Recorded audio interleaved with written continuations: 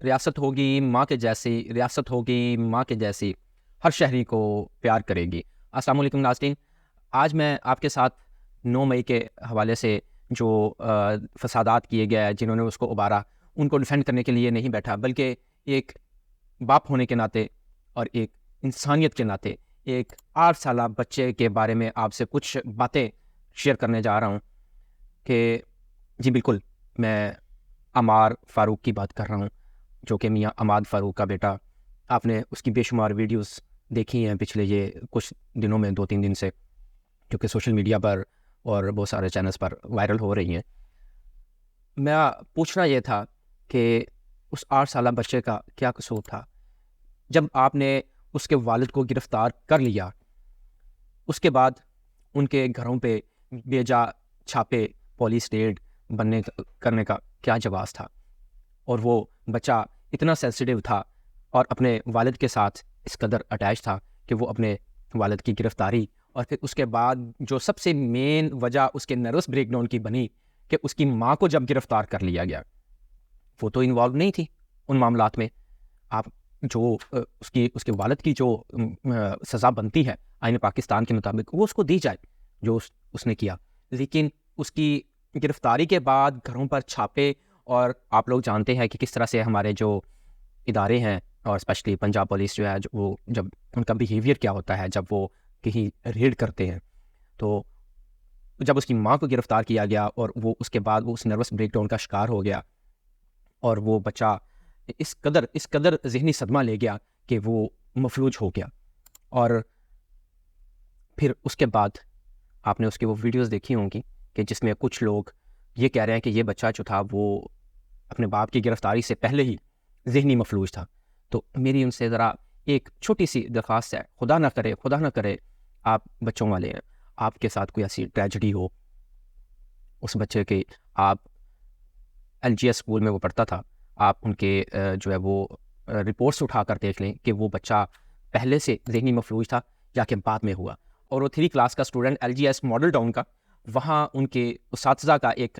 پیغام جو ہے وہ بھی وائرل ہو رہا ہے، جب وہ بچہ ذہنی دباؤ کا شکار ہوتا ہے، نروس بریک ڈاؤن کا شکار ہوتا ہے، اس کے بعد کا وہ بیان ہے جس میں وہ یہ بھی بتا رہی ہیں کہ عمار فاروق اپنی کلاس کا انٹیلیجنٹ اسٹوڈنٹ تھا، 1 سے لے کر 3 کلاس تک وہ کلاس میں فرسٹ آتا رہا ہے۔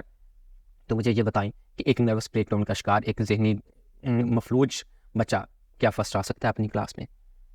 اور پھر اس کے بعد وہ اس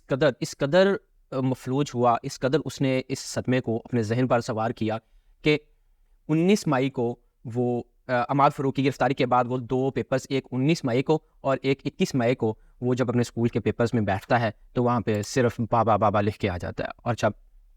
اس کے بعد وہ اس کے چچا سے کانٹیکٹ کرتے ہیں، رابطہ کرتے ہیں، تو وہ اس کو بتاتے ہیں کہ جی یہ بالکل اس بچے کا یہ ایشو بنا ہے اب۔ تو اس کے بعد وہ ڈاکٹرز کے پاس، اور دیکھیں پھر ہماری بے حسی کہ جب اس کو ہاسپٹلائز کیا گیا، اور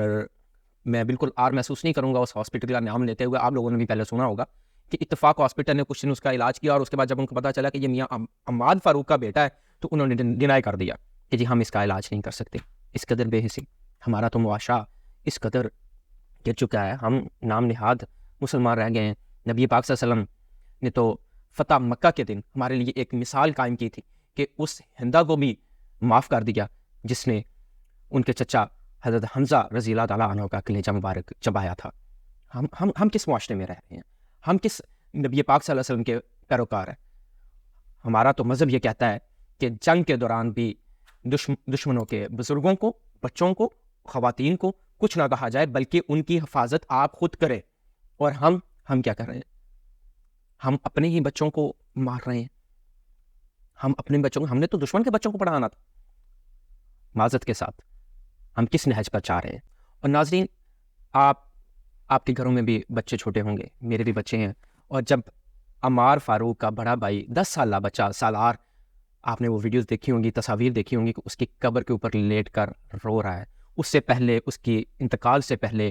جب اس کو آکسیجن ماسک لگا ہوا ہے اور وہ اس کو کہہ رہا ہے کہ عمار جلدی سے ٹھیک ہو جاؤ، میں آپ کو باہر لے کے جاؤں گا، میں آپ کو جوس پلاؤں گا، آپ کا یہ ماسک اتر جائے گا، دیکھو بابا آ گئے ہیں۔ وہ مناظر دیکھ کر میرا نہیں خیال کہ کوئی شمر کا دل والا ہی ہوگا جس کا دل پسیجے نہ، ورنہ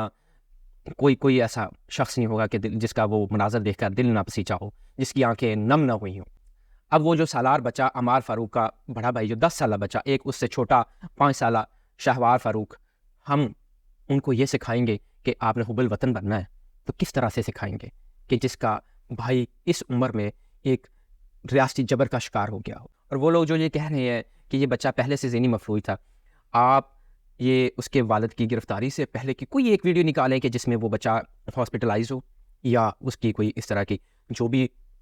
اس کی ویڈیوز پہلے کی ہیں اس میں وہ گولف کھیلتا ہوا دکھائی دے رہا ہے، وہ اپنی ٹی وی لانچ کے اندر باتیں کرتا ہوا دکھائی دے رہا ہے، وہ اپنے باپ کے ساتھ گاڑی میں بیٹھا جس میں وہ کہہ رہا ہے کہ یہ اسٹڈی چیئر ہم لے آئے اور ہم نے یہ ساری گاڑی بھر لی ہے۔ اس میں کہیں سے آپ بتائیں کہ وہ لگتا ہو کہ یہ بچہ ذہنی مفلوج ہے، اس کو کوئی مینٹل ڈس آرڈر ہے؟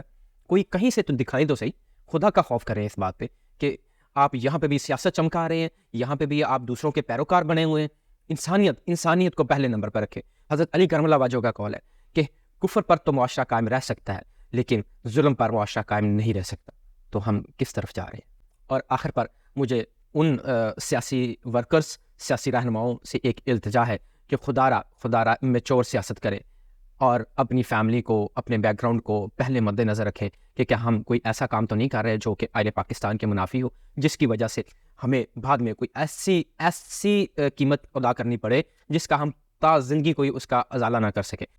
مجھے آج وہ ایک فیمیل سیاستدان کی بات یاد آ گئی جس نے یہ کہا تھا کہ میں سیاست سے کنارہ کشی کر رہی ہوں کیونکہ میرا ایک بیٹا ہے۔ تو اس وقت ناظرین مجھے بھی اس بات پہ ہنسی آ رہی تھی، اور بہت سے لوگوں نے اس پر میمز بھی بنائی، بہت کچھ اس کے بارے میں کہا، لیکن آج مجھے یہ سمجھ آ رہی ہے کہ انسان کو اپنی غلطی کا ازالہ کر لینا چاہیے اور صحیح راہ راست پر آ جانا چاہیے۔ اپنی فیملی کا سوچے، اپنے ملک پاکستان کا سوچے، اور اپنے جو ہماری اسلامی اقدار ہیں ان کا سوچیں۔ Thank you.